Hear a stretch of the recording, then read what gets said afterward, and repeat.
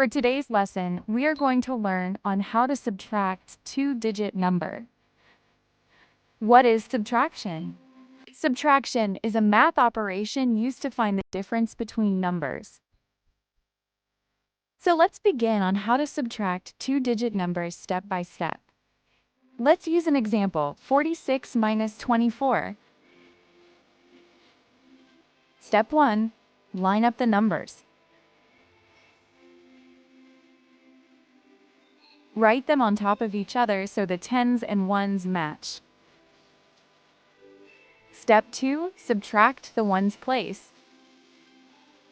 Look at the digits in the ones place. So it's number 6 and 4. Let's subtract 6 minus 4. 6 minus 4 equals 2. We write 2 in the ones place.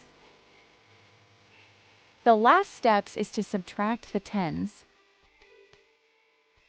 Subtract the digits in the tens place. Our number in the tens place is 4 and 2.